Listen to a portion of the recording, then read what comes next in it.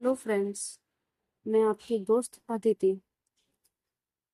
जानती हूँ आप सभी मेरे स्टोरी का वेट करते हैं, बट मेरे कुछ निजी कारणों के कारण स्टोरी मैं नहीं दे पा रही हूँ। लेकिन हाँ, मेरे शॉर्ट्स पर आप बहुत ढेर सारा प्यार दे रहे हो, उसके लिए बहुत बहुत थैंक यू। और उम्मीद करती हूँ कि आप सभी अच्छे होंगे और अपना ढेर सारा ख्याल भी रख रहे होंगे। ऐसे ही फ्रेंड्स अपना प्यार बनाए रखिएगा। और मैं एक नई स्टोरी लेकर आ रही हूँ। पुराने स्टोरी को अभी कंप्लीट नहीं कर पाऊंगी, कुछ प्रॉब्लम है, बट मैं उसे बाद में कंप्लीट करूंगी। जो नई कहानी मैं लेकर आ रही हूँ आज, वो थोड़ी सी रियल भी है और उसमें मैंने कुछ अलग से अपने शब्दों में उसको सजाया है। तो आप सभी उस पर ध्यान दीजिएगा और स्टोरी को पूरा सुनिएगा। पसंद आए तो लाइक कमेंट शेयर जरूर कीजिएगा दोस्तों। अगर मेरी पुरानी स्टोरी के कारण आपको कोई भी प्रॉब्लम या हर्ट हुआ तो उसके लिए सॉरी, बट मैं कोशिश करूंगी कि उसे भी मैं जल्दी पूरा करूं। फिलहाल मैं आज एक नई स्टोरी आप लोगों के लिए लेकर आई हूँ, तो आप सब उस पर अपना ढेर सारा प्यार दीजिएगा जैसे कि आप मेरे शॉर्ट्स पर देते हैं। तो चलिए शुरू करते हैं अपनी नई स्टोरी। चैनल को अगर अभी तक सब्सक्राइब नहीं किया है दोस्तों तो कर लीजिएगा। तो चलिए शुरू करते हैं नई स्टोरी। जो मेरी स्टोरी है उसका नाम है अनकही दास्तान। देखते हैं ये अनकही दास्तान आप सबको कैसी लगती है और आप कितना प्यार देते हैं। दिल्ली यूनिवर्सिटी का नया सेशन शुरू हुआ था। पहली क्लास पहली ही बेंच पर बैठी थी आयरा।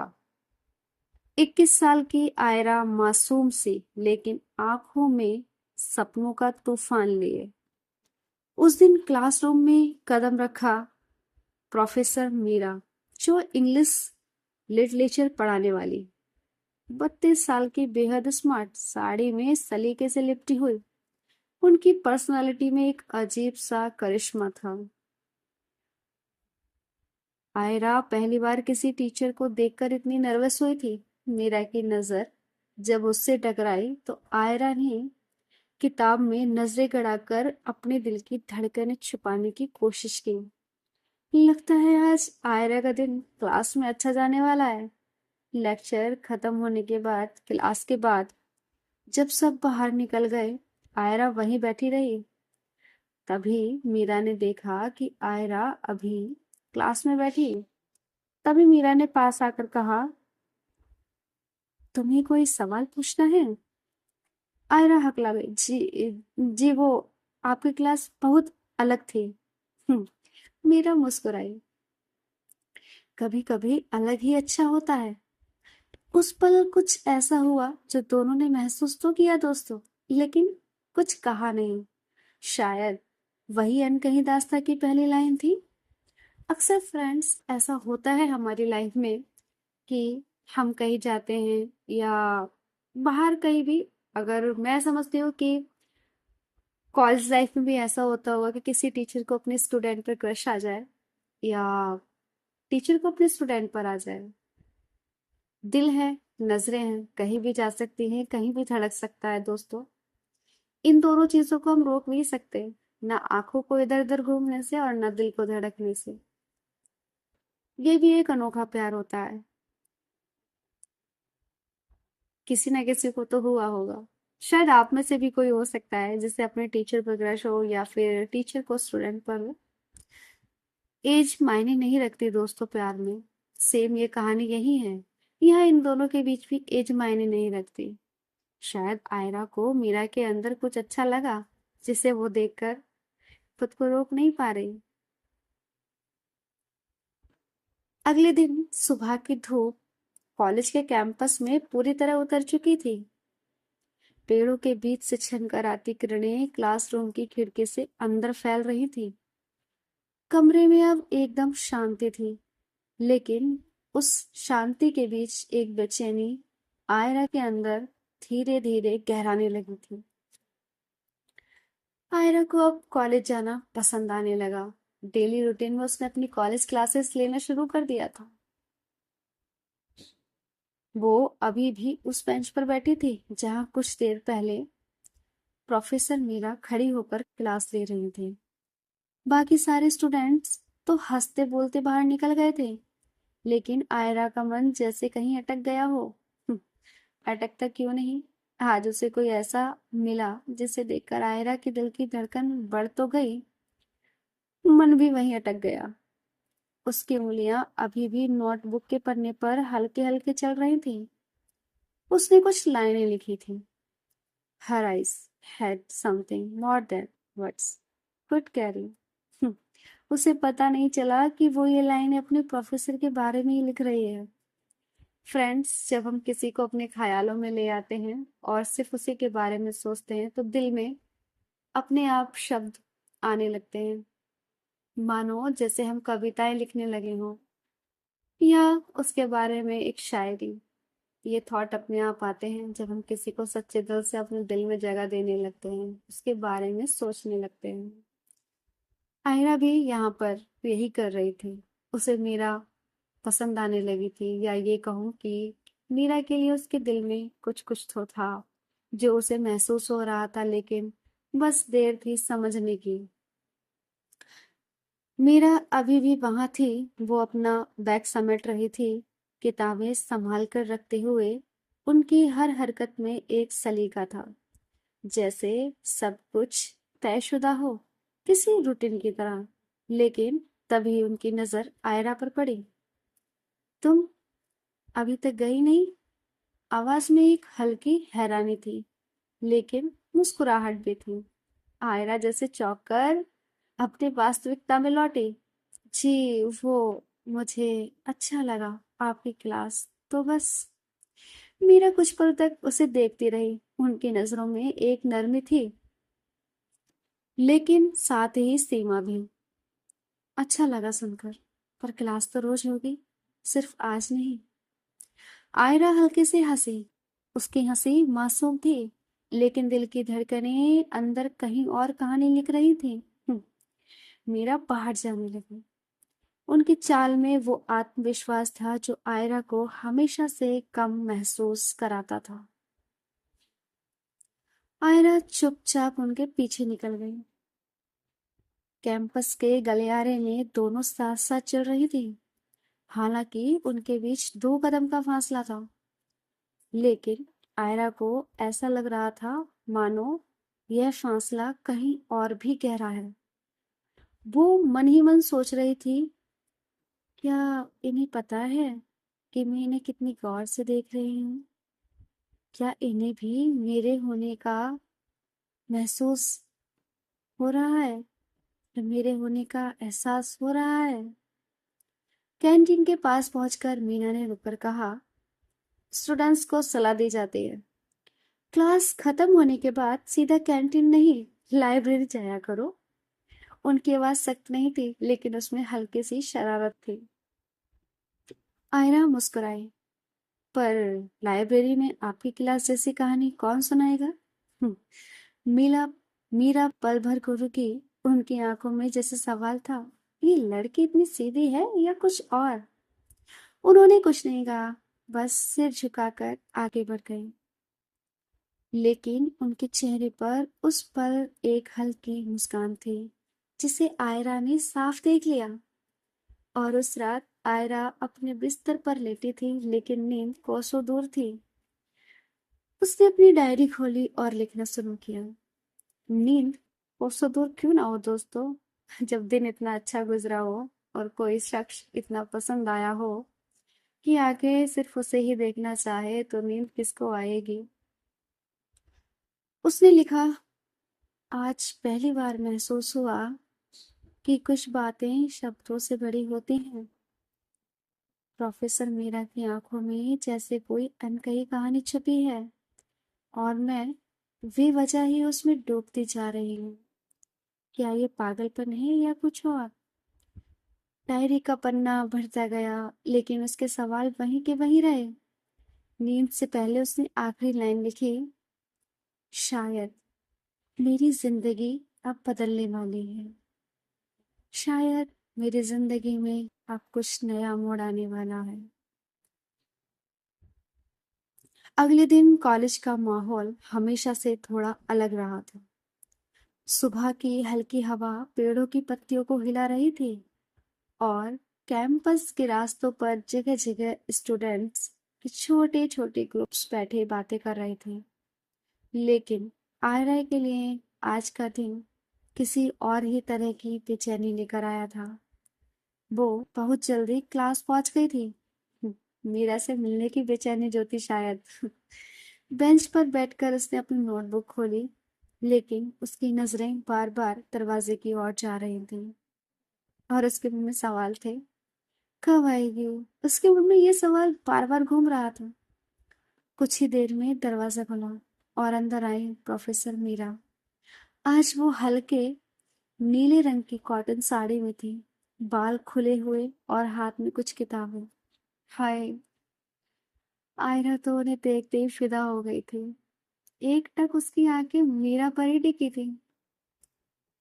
साड़ी में, खुले बालों में बेहद खूबसूरत लग रही थी। आयरा की सांसें जैसे एक पल को रुक गई। उसे लगा मानो पूरा कमरा अंधेरे से निकलकर अचानक रोशनी में डूब गया हो। मीरा ने बोर्ड पर पोएट्री एनालिसिस लिखना शुरू किया। उनकी लिखावट भी उनकी शख्सियत जैसी थी, साफ, गहरी और सलीकेदार। क्लास में बाकी स्टूडेंट्स खुसर पुसर कर रहे थे, कोई मोबाइल देख रहा था, कोई हंस रहा था, लेकिन आयरा पूरी तरह डूबी हुई थी। मीरा हर लाइन समझा रही थी।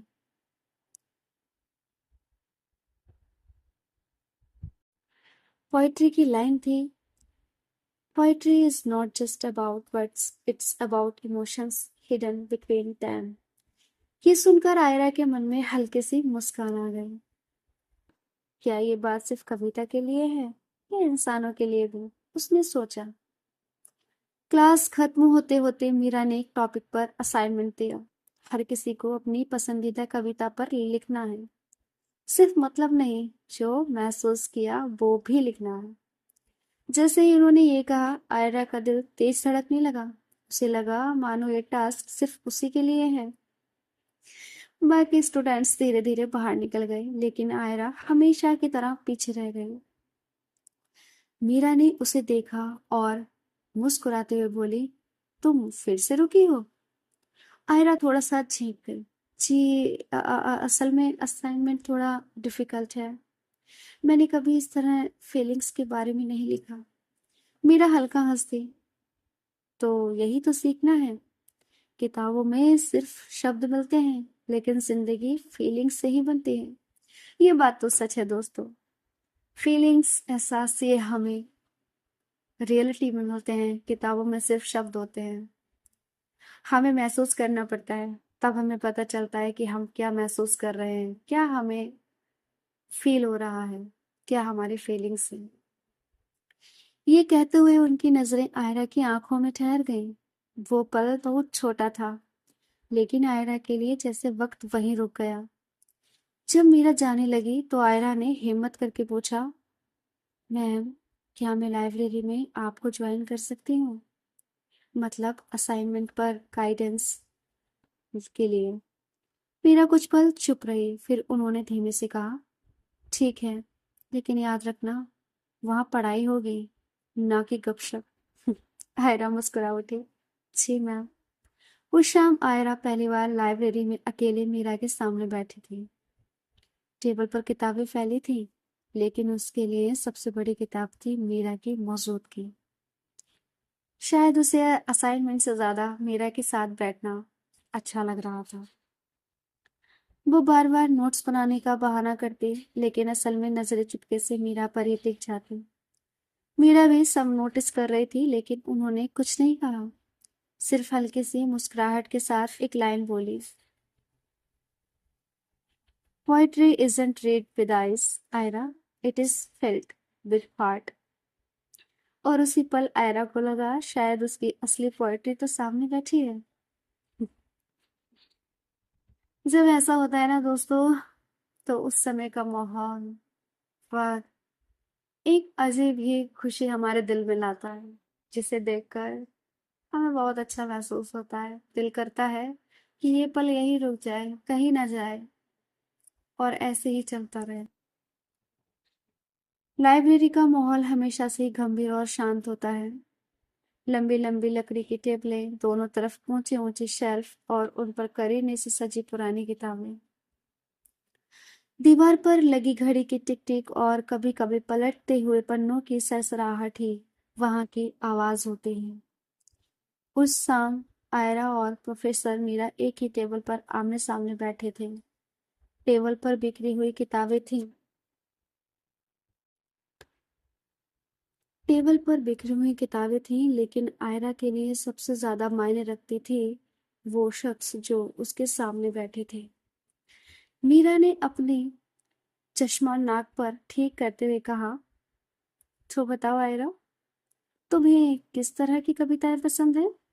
आयरा घबराते हुए बोली, जी मुझे वो कविताएं अच्छी लगती हैं जो सीधे दिल से बात करती हैं, जैसे जिनमें शब्द कम हो लेकिन एहसास ज्यादा। मीरा ने किताब बंद करते हुए उसकी ओर देखा। दिल से बात करना आसान नहीं होता आयरा।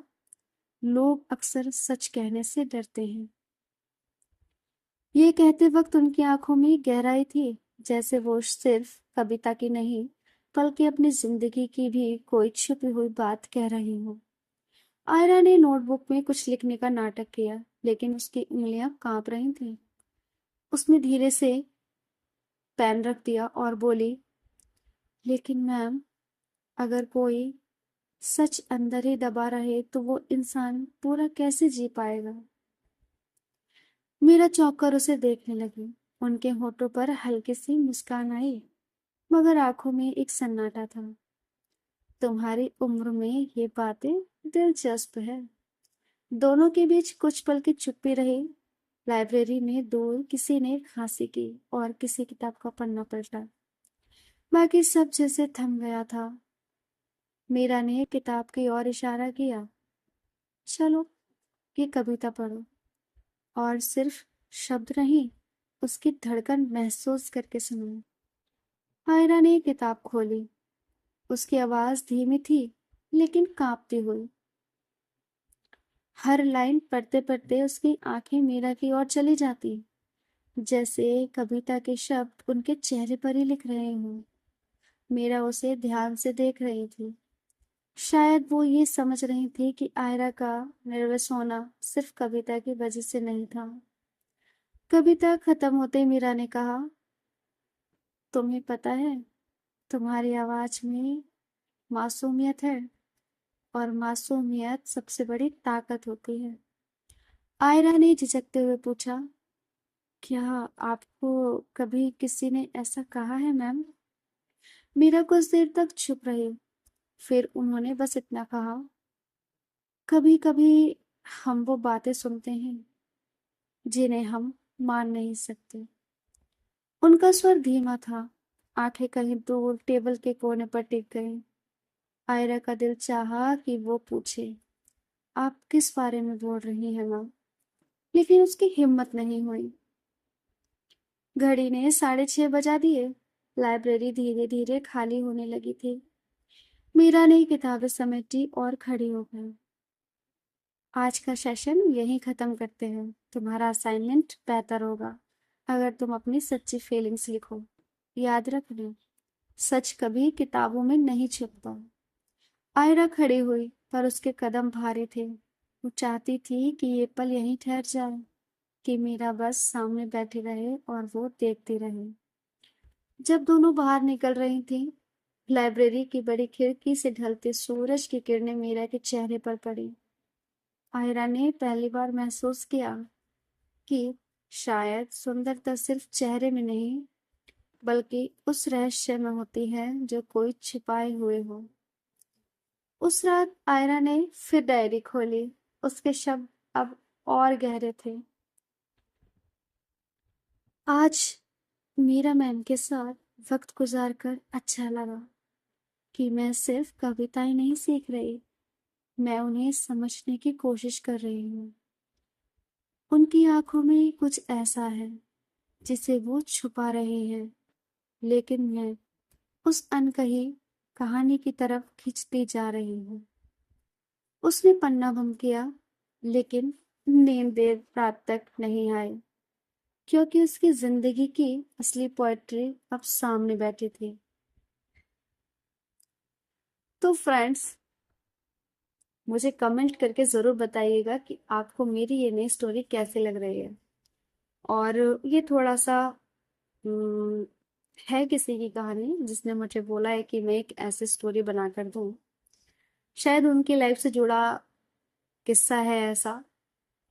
तो आप बताइएगा कि मैंने इस स्टोरी को अपने शब्दों में जिस तरीके से बनाया है, तो आप सबको कैसी लग रही है? कमेंट करके ज़रूर बताइएगा और इसका नेक्स्ट पार्ट आपको कल मिलेगा। तब तक आप इसे एंजॉय कीजिए, अपने फ्रेंड्स के साथ शेयर कीजिए, लाइक कमेंट शेयर कीजिए। चैनल को अगर अभी तक सब्सक्राइब नहीं किया है तो कर लीजिएगा दोस्तों। हालांकि आप लोग काफ़ी प्यार दे रहे हैं, मैं चाहती हूँ आपका प्यार ऐसे ही बना रहे और ज़्यादा हो। और अपना ध्यान रखिएगा। चलिए जल्दी मिलती हूँ, कल फिर से लौटूंगी इसी कहानी के साथ, नए एपिसोड के साथ। तब तक के लिए खुश रहिए, अपना ख्याल रखिए। Bye bye, take care.